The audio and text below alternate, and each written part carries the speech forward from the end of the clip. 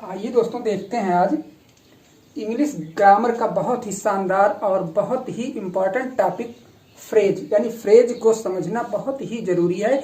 इससे प्रश्न तो पेपर में नहीं आते हैं, पर ये बेस समझ लीजिए है, ये जब आएगा तो आपको इंग्लिश समझने में, इंग्लिश ग्रामर समझने में आपको बहुत ही मदद मिलेगी।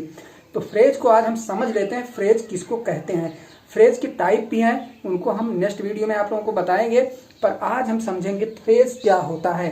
यानी वेरी इंपॉर्टेंट टॉपिक है आज का, और इंग्लिश ग्रामर समझने के लिए बहुत ही महत्वपूर्ण टॉपिक है। तो ध्यान से 5 मिनट हमारे साथ रहिए और आपको आज समझ में आ जाएगा फ्रेज किसको कहा जाता है। तो चलिए देखते हैं। जैसे देखिए, सोहन ईट्स बनाना, यहाँ पे लिखा है सोहन ईट्स बनाना, मतलब सोहन क्या खाता है, केला खाता है।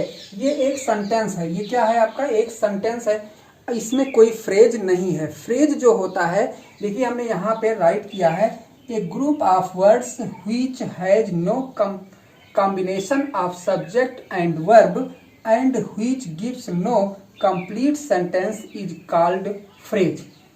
कह रहा है हिंदी देखिए, शब्दों का एक ऐसा समूह, यानी ए ग्रुप ऑफ वर्ड्स, यानी शब्दों का एक ऐसा समूह हो जिसमें कर्ता और क्रिया का कोई मेल ना हो। Which has no combination of subject and verb, यानी सब्जेक्ट यानी कर्ता का और वर्ब का कोई मेल क्या हो, ना हो, कोई संबंध आपस में ना हो। And which gives no complete sense, और जो कोई कंप्लीट अर्थ ना देता हो। कह रहा है जिसका कोई सार्थक अर्थ ना निकले उसको क्या कहा जाता है, फ्रेज कहा जाता है। तो जैसे देखिए, फ्रेज तो पहली बात ये हो गया, एक ग्रुप ऑफ वर्ड्स होता है, यानी फ्रेज जो होता है वो शब्दों का एक क्या होता है, समूह होता है, और उससे जो है आपका कंप्लीट सेंस नहीं निकलना चाहिए। कहने का मतलब कोई सार्थक अर्थ उससे निकलना नहीं चाहिए। जैसे यहाँ पे देखते हैं, सोहन ईट्स बनाना, सोहन सब्जेक्ट है, ईट्स वर्ब है, बनाना क्या है, ऑब्जेक्ट है। तो ये तीनों जो है इसमें, पर ये एक सेंटेंस है, इसमें कहीं फ्रेज नहीं है, क्योंकि शब्दों का समूह होना चाहिए, वहां पे ये शर्त होती है फ्रेज के लिए। सेकंड सेंटेंस देखते हैं, माई ब्रदर सोहन। अब देखिए इसमें सोहन के साथ में इतना और जुड़ा है, क्या जुड़ा है, माई ब्रदर, यानी ये शब्दों का एक क्या हो गया, ये नाउन है आपका, सब्जेक्ट है, और सब्जेक्ट के साथ में माई और ब्रदर दोनों जुड़ गया है। इसका मतलब ये हो गया कि ये फ्रेज है, क्योंकि ये शब्दों का क्या हो गया, समूह हो गया। तो एक फ्रेज यहाँ से हो गया, माई ब्रदर सोहन। दूसरा फ्रेज देखिए, ये हेल्पिंग वर्ब है और ये मेन वर्ब है, दोनों वर्ब मिल करके, जब दो वर्ब आपस में मिल जा रहे हैं, ये भी क्या आपका बना रहा है, फ्रेज बना रहा है। ये शब्दों का समूह है, यानी एक से ज्यादा शब्द जब आपस में वर्ड्स जुड़ते हैं तो शब्द समूह कहलाते हैं। तो इज ईटिंग जो है ये भी आपका क्या हो गया, फ्रेज हो गया। आगे देखिए, राइप बनाना, पका हुआ केला। कह रहा माई ब्रदर सोहन, सेम वही सेंटेंस है। देखिए यहाँ पे सोहन था, यहाँ पे ईट्स था, यहाँ पे ईटिंग लगाए हैं, इज लगा दिए हैं हेल्पिंग वर्ब लेकर के, बनाना के पहले राइप लगा दिए, यानी पका हुआ केला। माई ब्रदर सोहन, मेरा भाई सोहन जो है पका हुआ केला खाता है।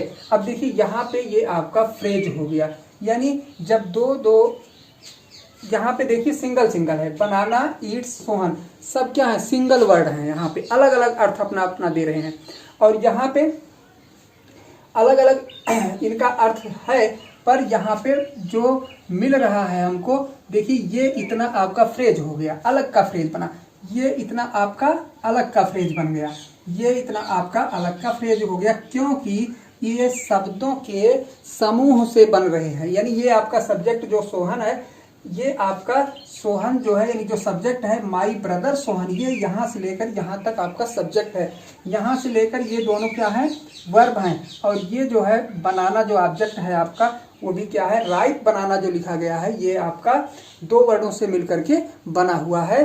तो ऐसे में ये क्या हो गए, अलग अलग आपके फ्रेज हो गए।